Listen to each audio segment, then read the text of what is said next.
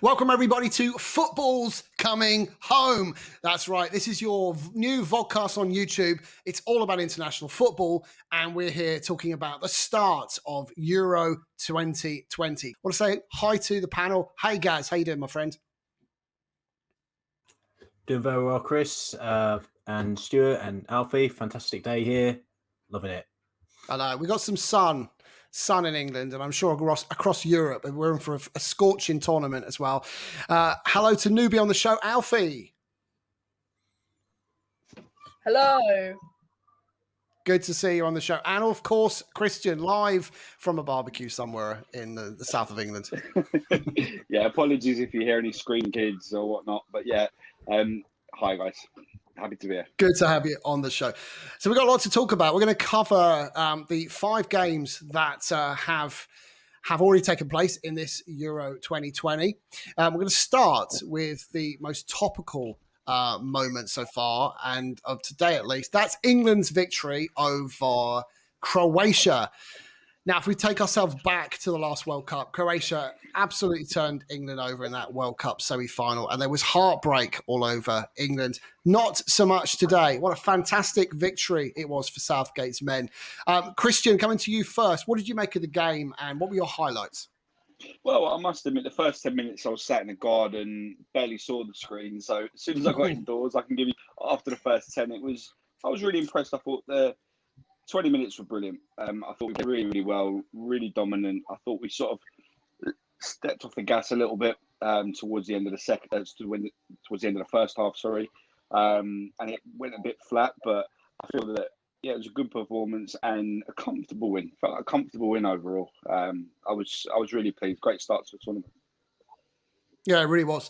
Guys, it was a bit of a kind of an interesting run up to the game. I mean, there was a lot of talking points before a ball had even been kicked. One of them was the inclusion of both Trippier and Raheem Sterling on that left-hand side. Given, I mean, we talked in the last show about how many right-backs we've taken. What we didn't necessarily consider is that one of those right-backs would be used as a left-back, given the left-back options England have got. Were you surprised? I was very surprised, yeah, because I'm not sure really what Trippier's offering there that sort of Chilwell couldn't. And if anything, I think there was a couple of moments where perhaps he wanted a left-footed player in at fullback there, getting those early crosses in rather than having to sort of check back in. But I'm sure there was method to the madness. And actually, us guys here, we can say what we like about the selection, but I think we've got to say hats off to Southgate, because there's some big calls there that paid off. I mean, I don't think anyone really would have had Sterling and Phillips in the lineup, and yet those are the 2 guys that won the game for us. So, yeah, so surprised to see Trippier in there, but, will he change that next game? Maybe. But overall, it was a win for Southgate today, I think, from the selection decisions he made. Alfie, what's your view on Trippier on that left? Why do you think he went for Trippier and didn't go for either Chilwell or Luke Shaw? Well, as we know, Southgate loves his right backs, but we just got too many. And I'd say our left backs aren't as good as our right backs. So he thought, maybe I'll give it a go and try something new. But I don't think it worked, because you need a left footer on the left. Do you think maybe Trippier was in there for his free kick abilities, Alfie? Yeah, probably, because and I was quite surprised as well, because Southgate quite likes set pieces, so that's quite a reason why probably he had Trippier in the starting 11. But it does ask a question: why didn't he bring James Ward-Prowse?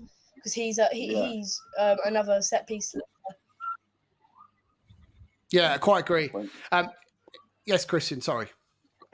No, it's a good point, to be fair, about Ward-Prowse. I'd be concerned if he was picking Trippier purely on set pieces. I think there was definitely more to it than that. But, like you two have said already, I think we got the victory, of course, but it's not something I think helps the way we play. There was a few times in that game where Trippier's sort of carried the ball up the left-hand flank and come back on himself because of his body shape, he wasn't comfortable to play forward, and he came infield. So I'm sure there was a if you'd ask Southgate, I'm sure there's a very justifiable reason in his mind as to why he's gone with it. But for me, I think the two boys, Chilwell and Shaw, have had great seasons. So I don't think there's any reason to shoehorn a player into that position, personally. But and when you look at the starting 11 in today's game, I think what was really interesting here was the use of Sterling on the left, clearly for speed and quickness and ability to be able to get into the box. Foden for his ability to turn a man, create the chances up front for Harry Kane. Harry Kane's not the quickest. We know this, and today I think probably proved anyone who thought Harry Kane is electric, I think probably got a reality check today. He's not electric, but what he does really well. He does really, really well. Mason Mount, I mean, what a player. What a player there. I mean, just come off the back of a UCL win, really delivered today. Was it a surprise for you both? In fact, let's come to Gaz on this. Raheem Sterling playing off the left when there are quite a few options. We talked about Jack Grealish as an option off that left. I suppose there's an argument. Do you want both Foden and Grealish on the pitch at the same time? Or do you need that variation? Someone who can play off of Kane and take the ball into the box? Yeah, I think we mentioned it in the friendly actually the other day. We talked a lot about the fact that Kane was coming deep and he didn't perhaps have the wingers coming inside in front of him like he does at Spurs. So I think Sterling does that a lot for Man City. He hasn't had the best season for Man City, I don't think. I think a number of players at City had better seasons than him, but maybe that was the thinking, that Kane would drop in, certainly come in front of him, and I think that was proved by the goal. It worked. So I didn't see Sterling starting personally. I didn't think he would. But the fact that he did, he scored the goal. I think the interviewer afterwards said, "Have you justified your selection?" And he spent about 2 minutes laughing before he answered the question. Said, "Yeah, I think I have." But yeah, I was surprised to see it, but then once again, it made perfect sense, doesn't it, in the aftermath? That was a bizarre question to ask a player, I have to say. It was almost borderline odd and uncomfortable. Let's talk about Kalvin Phillips. Interestingly, we picked up on a surprise selection in this game, but boy, did he justify his selection. Wow. And interesting, it's got some stats here. 100% long ball accuracy, 94% passing accuracy, 7 ball recoveries, and 1 interception. He also created the goal. Alfie, how good was Kalvin Phillips today? He was amazing. He was like a mini Kante. He was all over the place, tackling. I think he even had a shot at one point that I thought might go in. He was everywhere, Phillips. He was absolutely, he was one of the best players on the side. He was absolutely amazing. And Leeds fans won't like me for saying this, but is he a player, Cristiaan, that needs to find his way into the Champions League sooner rather than later? Yeah, I mean, I think it's interesting, isn't it? He wasn't. I don't think we would have picked him to start. I think when you look at the last game, Bellingham had a good performance. I thought he was sensational, as I said. I thought he was the best player on the pitch. I thought he was brilliant, and I think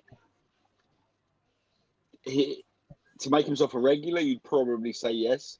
But then you look at the teams that are in the Champions League. What teams does he get into there? I think that's a they're really tough sides to break into. But I thought he was brilliant today, and it showed. He looked. You know what? One way I'd sum it up is he looked really hungry. He looked really, really hungry. He looked like it meant something to him, and he was really, really out there to justify his selection. And I think that shows what players, who have been in form, who maybe aren't the first choices, giving them the opportunity. And he took it with both hands. I mean, for me now, he starts the next game 100%. Yeah. It's his position to lose. So he's now made that his, regardless of whether Henderson's fit or whatever else happens, that's now his position to lose, and 100% justifiably so. So yeah, he was good. I think it's interesting. You mentioned Kante, both the guys there mentioned Kante, and I think it made Declan Rice a bit sort of redundant, didn't it? Because I think it was basically a one-man midfield, wasn't he? I don't think you needed both of them sitting there. You could have had Phillips at the base of it, and someone else could have been instead of Rice, a bit more attacking maybe. Maybe that's something you'll think next game. Yeah, do you know what? I actually thought Rice had a good game. I thought he was quite quietly about his business and maybe gave Phillips a platform to play on. But yeah, I thought they were a good partnership. Really, really strong. I do want to temper this discussion somewhat, though, because I'd like to sort of focus on Croatia for a second. Croatia at the World Cup were really strong. They've lost 2 players in this squad, in Rakitic and Mandzukic, who are both very good players, and I don't believe they've replaced them. Was this a Croatian side which are on the decline and England are on the up? In which case, should we be slightly measured in our views on England, how they might progress in this tournament off the back of this result? Well, when do we start singing "It's Coming Home"? I think that as England fans, I think we can't help but get caught up in the hype. But I think about 5 minutes after kickoff when it starts singing that. Exactly. No, I think. Go on. Yeah, go on. Sorry, Chris. I was going to say, I think that it's a really fair point, Stuart. I think that they possibly aren't the side they were a few years ago or 3 years ago now, wasn't it? Yeah. But they're still a good side, and it's still a good win. Whatever way you look at it, it's a really good win. But I would say I'll take a little bit more before I start getting carried away. Yeah. I think one thing you can say about Croatia is they're definitely an aging team. Yeah, they're still a good team though. And look, don't forget, England can't win either way, because had we lost today, a lot of the talk would have been about, you've underestimated them, the old masters. You know, they're still kind of wily old sort of players they've got here. But the reality is, yes, they are a side on the decline, but they didn't play that well today. But that was because of how well we played. Specifically, as we said, Rice and Phillips, they didn't have a sniff. And we made that happen. So, yes, they're on the decline, but they're still a decent side, and we snuffed them out today. So, yeah. It would have been one, it would have been free.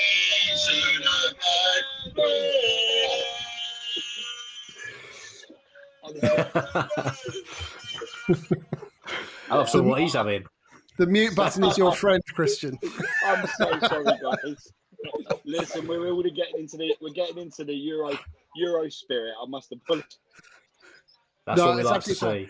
I think one thing to probably say in closing on England, it was a game well managed. It's probably the first time I've seen England manage a game as well as they have. And I think it talks to a lot of the quality in that side now. You know, we haven't touched on Mount, who I think had a masterclass today. 47 touches, 2 fouls, 1, I should say, 2 tackles, 1 shot. He's now a UCL winner. Alfie, I mean, how good can Mason Mount become? He can be one of the top players in the world, but I think he's good at the moment, but it's going to take him time to get there. I did think his performance were quite impressive, but I think if he a couple more years, and I think he'll be right up there. But for now, he just needs to keep practicing on the training ground. And England have got some great players coming. Okay. England, Scotland next. We're going to see Scotland in action very, very soon. England's next game is Friday, so let's forget England temporarily and let's move on to Italy versus Turkey. Another team in Italy who dominated their match. The first game on Friday, Demiral scored an own goal for Turkey. Immobile scored in the 66th minute. And then Insigne, who's in my fantasy team, scored on the 70th, and yours as well, guys, scored in the 79th minute. I mean, if you're going to talk about masterclasses, out of all the teams we've seen so far this weekend, Italy have to be probably the most complete team. And they're not a team that's full of stars for me. They're a team that are very functional, but work well together and get the job done. Gaz, what's your opinion on Italy? I think, he summed it up well there. I mean, I'm learning stuff all the time. I didn't realise they're coming into this tournament on the back of a 27-match unbeaten run. And I think there's also a stat, and correct me if I'm wrong, but I think they haven't conceded for about 6 games either, which is what we always have known Italy for, that defensive style. But actually what we saw on Friday night was a different side, actually, of this Italian team. They were very dominant, very possession-based. And I think, we talk about dark horses. A lot of people talk about Croatia, but I think Italy, I mean, you'd be a fool to sort of write them off, really. They're right up there when you look at how well they played there. Brilliant, I thought. Jorginho, he's very... I won't say he's underrated England, but he's quite sort of he's looked down on a bit. But he was brilliant, actually. And I just thought, wow, really, really impressed. And I think those midfield 3 for Italy were incredibly dominant. Barella was equally fantastic. Insigne off the left is the equivalent of what Sterling does for England. He comes back in on his side, curls the ball. I just loved watching Italy play. I didn't see Italy as a team that could potentially win this competition until I watched them on Friday night. Yeah. As good as Italy were, however, Turkey were pretty bloody awful. And for a team that's equally young, I mean, England are a young squad. Turkey are a young squad. Yilmaz, who's in my fantasy team, by the way, is about 8 or 9 years older than the majority of the Turkish team. And he looked it on Friday night. He looked completely out of place, unable to keep up with play, hold the ball up. It just didn't work for Turkey. And I don't know whether that was just the fact they were playing a defensive lineup and hoping to snatch one. What went wrong for Turkey, Cristiaan? Or is this just is this the level we should expect? Yeah, I don't think much went wrong. I just think that I say much went wrong. Obviously, they got beaten 3-0. They were really poor. I think you mentioned about England and us not getting carried away. I thought they were really good, and you can only beat what's in front of you, but Turkey made it very, very easy for Italy. There was so much. They sat deep, but they were very wide. Obviously, usually if a team sits deep, they'll be very compact. There was so much space between the lines for Italy while Turkey was sitting deep. They made it so easy for them, and I think they were really, really poor. They've been mooted as dark horses as well, but there was nothing good about the side for me. Italy were good, but again, it's one of those. I wouldn't get carried away yet. But I think they'll be in and around it come sort of semi-final time. And by the way, Immobile for me, what a player he is. Yeah. Brilliant really player. am a fan. Yeah, very underrated striker. Very, very underrated. But I think that front three for Italy just works. The connection between the three of them is really good. That's what it sometimes comes down to, right? It's not always about having the best player. It's about having the best squad and the best team out on the pitch. Alfie, Turkey are in a group with Wales and Switzerland. We're going to come on to those two teams in a second and the 1-1 draw from yesterday. But given Turkey's really bad start, can they still get out of this group? I'm going to say probably not. I think the pressure didn't get to them. Plus, they're playing Italy, and Italy are never a good side to want to go up against for your first match. Because I've seen people say, Turkey are going to be amazing. They're going to get really far in the Euros. I don't think they'll even get past the group stage. The game they put against Italy was absolutely awful. Italy could have won 4 or 5-0. They were dreadful. Turkey were. Yeah. Okay. It is worth remembering though to add to that. Yeah, sure. So as I say, obviously we've got the situation with the third place qualifiers. So I think there's 4 third place qualifiers that go through, which gives them a chance, which is a really strange situation. But yeah, I think Alfie's absolutely right. They were poor, and Italy could have been 4 or 5. Absolutely bang on, Alfie. Which means after this this show, I'm going to go and remove Yilmaz from my fantasy league and replace him with someone who might score a goal on this group. He had a crappy season in France. I was shocked that he was so poor. He played so well this season for Lille. He won the title, but he was crap. If it makes you feel better, I've got Grealish in mind. I was very disappointed not to see him starting, but yeah. I also had the Finnish goalkeeper on the bench. Good shout. Yeah, but I had Kasper Schmeichel in the national team.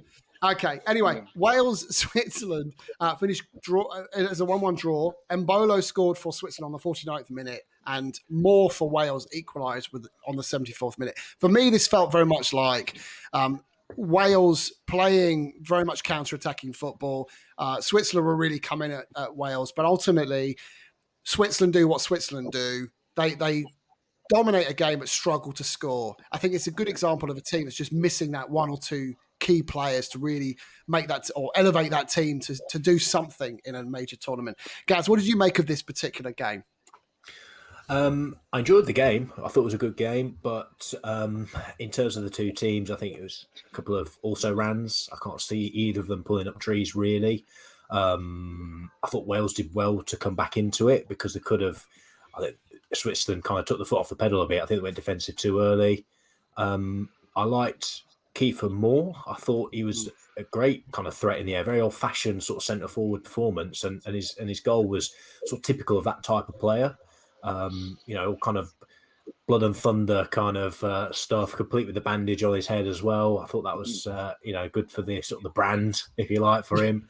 But I enjoyed the game, but I can't see them doing much. I don't think Bale. I mean, they're pinning the hopes on Bale and Ramsey, two players that are notoriously sort of injury prone, and two players that I think are probably past their best. So I think they'll entertain us a bit. They'll play a few decent games, but I can't see either of them doing anything in the tournament. Because Wales went on a really good run in the last Euros, made the semi-final, of course. I'm with you, I think, Gaz. I think that they're a strong side, Wales, I think, in a tournament of this size, but I'm just not terribly sure they've got enough to go. They might qualify from the group. I think that's quite a possibility. I'm just not sure they've got enough to do something similar to what they did 4 years ago. They're not going to bother the scorers, to use a cricket analogy, are they?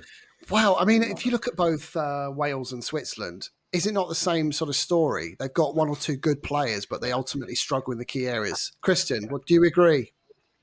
I do agree. I'm going to confess I didn't see the game. But yeah, I think that Gary made a really great point. They rely heavily on two players that are probably at the end of their careers, and you can't rely on those to carry you through. So I think it will be too much for them. I don't see them progressing too far. But I just must say, lads, on that note, I'm going to get pitch invaded again. And I'm sure we don't want to see any drunken England fans singing in the background. So I'm going to pass it back to you guys.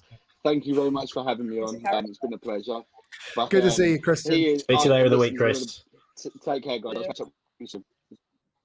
And just on that point, Seferovic of Switzerland, he had a number of chances in that first half, missed a few. And that seems to be, I mean, anyone who watches him play knows that he has this in him. He's a decent player, not a great goal scorer. And then his replacement came on, and Switzerland thought they'd scored the winner. It was ruled offside, quite rightly, in my opinion. Yeah. So that game finishes 1-1. Alfie, can Wales go on a run this year? Possibly. I'm saying best, no, maybe quarters. But it wasn't. They got totally dominated by Switzerland. They were quite, lucky they got the header in. Otherwise, Switzerland would have absolutely stormed past them because they were just quite awful. But if they were to go on a run, best it's around 16 or quarters at best. I don't see much in that Wales side apart from Ramsey and Bale, and then it just falls off the map completely. To be honest. Yeah. I think they'll get out of the group, guys, but I think that'll be it for them. Because I think they'll get out of the group, but I don't think they'll go any further than that. Next round knockout. Yeah, I'm inclined to agree. I think the same for Switzerland as well. I think Switzerland, they're in with Italy and Turkey. I'm almost inclined to think that Turkey can get out of this group, even though they've just suffered a big defeat. I think they've got enough perhaps to finish second or third. And I think Wales might finish second. I'm feeling Switzerland might finich bottom. I don't know why. They're arguably one of the better sides in this group. I just think things might go against them. Final four teams. Belgium, Russia finished 3-0 Belgium with Lukaku doing bits. With Thierry Henry as his mentor. Meunier scoring the 34th with a huge bump on his head after being looked like someone had hit him with a frying pan of some sorts. It was just a horrendous injury, colliding with the other defender. And Denmark with the most extraordinary game, which we're not going to go into in lots of detail because there's been too much reported on it already, came back out after a huge incident, continued the game. Denmark just looked all out of sorts, lost the game 1-0. In my opinion, probably should have needed 24 hours to let the dust settle and replay, but we're not going to go there. Belgium, they're another team, Gaz, that has such potential, and they always seem to under-deliver. They're getting closer. Yeah. What did you like of Belgium? 2 words, Romelu Lukaku. I mean, I think here in England, obviously, we're quite close to his career. We've seen him develop from a really promising young striker who has always been quite raw. But I think with his move to Inter this season, he has matured into one of, if not the best centre-forward of that type in the world. I think you've got Lewandowski, you've possibly got Kane, and you've got him, and those three are those classic number 9s that are just tearing trees up at the moment. I thought he was absolutely brilliant. I thought he's a great character as well, as we saw from how he dedicated his first goal to Eriksen. I just think he's the sort of person who could spearhead a team like Belgium to go far in this tournament. I think they will go far. Really do. So if you want what I like about them, Lukaku. I think he looks a far, far better player now he's moved to Italy. He's got his confidence. He's got his mojo back. Yeah. And that's continuing with the Belgium team. Alfie, no De Bruyne, no Eden Hazard in that Belgium team yesterday. And they dominated Russia from start to finish. And that's arguably another game that could have finished with a higher scoreline. How good can Belgium be in this tournament? We've seen from Belgium before. They have high expectations, but their golden generation seemed to fall off the map at some point. So I think, I don't know, maybe with the help of Romelu Lukaku, they might get to the semis, and then they're just going to get absolutely obliterated by a team. I don't know who that be. Maybe Italy or someone, but they're going to get. I think they're going to get thrashed at one point. But that's just my opinion. I'm sure the Belgian fans will love that, but we will wait and see. I'll tell you what, guys, I was very intrigued to see the lesser spotted Thomas Vermaelen yesterday. It's been a while, from the past, wasn't it? I thought he retired years ago, but there he is popping up in the Euros. So, yeah, more power to him. I think it's really interesting to see some of these teams leaving or having to drop their better players to accommodate injuries and also a squad rotation and still dominate. It's really encouraging to see because sometimes you just think you have to play your best players. And you know, we're all English, so we can reflect on England teams down the years where we've had to play or felt the need to play our best players even out of position just to get them in on the pitch. And I think Belgium are a good example of a team, and Italy for that matter, good examples of teams that find their best 11 and stick with it. And I'm all for that. I think Belgium looked incredible last night. Russia had a great World Cup 2-3 years ago now, struggled big time last night. Another similar type player, Zuba, up front for Belgium, for Russia, huge player, similar to Yilmaz of Turkey, looked a little bit out of place, didn't do much last night, but again, the service in Russia to him up front and a lot runs through Zuba just wasn't working last night. What do Russia have to do, Gaz, to improve and potentially progress from this tournament?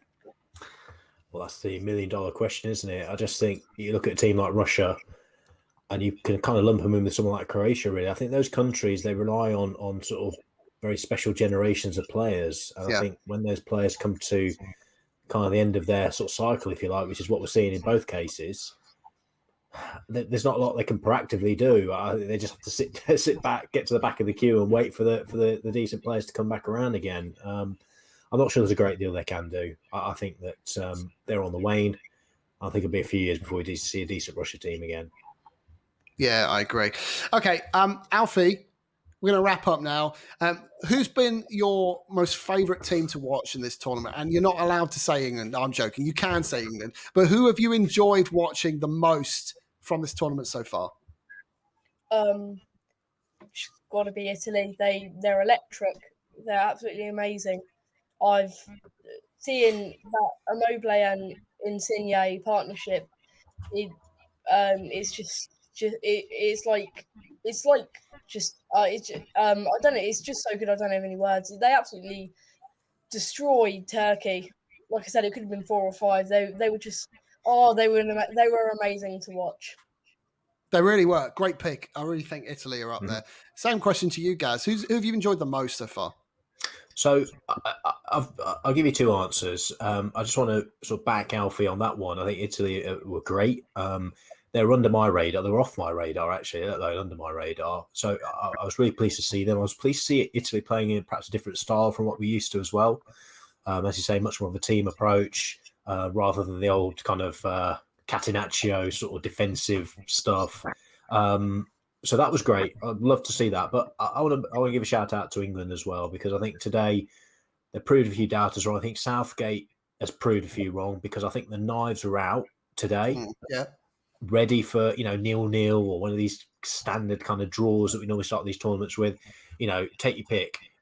Sterling shouldn't have played. Phillips shouldn't have played. What's he doing playing left back at right back, right back at left back? All these kind of things. All the things were there to kind of kill him in the papers tomorrow. But actually, he's come out of that, and that will do the squad and the team the world of good, because they'll look at him and they'll think he stood up to his critics, perhaps, been his own man, made the decisions, and we've delivered a really good performance today. We've snuffed out a good Croatia side, and bring on the Scots, if you ask me. I'm having flashbacks to Euro 96 already, mate. Well, we're back in England playing games again in a major tournament. Yeah. It could very well go a similar way. I think both great picks. I think Italy just tops it for me, only on the basis that Turkey are a young and up-and-coming side. And I felt that they were completely out of sorts and underwhelming on Friday night. Sometimes a good team comes into a major tournament, just can't do it. Sometimes that's experience, that's confidence. It could be something totally different. It can be just missing one or two key players. I don't think Turkey are missing key players. Something didn't click on Friday night. But I want to temper that with, I think Italy were brilliant. I think there are 3 teams that stand out for me so far: Belgium, Italy, and England as the 3 best teams. There are also 3 other teams that are tipped to win this tournament. So it shouldn't really be a massive surprise to us. But they've both all 3 of them have started incredibly well. And it's exciting to see a decent England team for a change.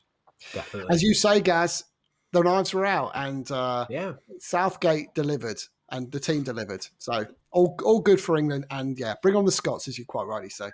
Definitely. Talking of which, good luck to Scotland in their next match, and good luck to all the rest of the teams. We will be back live on Tuesday evening at 10 p.m. UK time, 11 p.m. Central European time, on YouTube, on Twitter, on Facebook. You can find us at Football's Coming Home.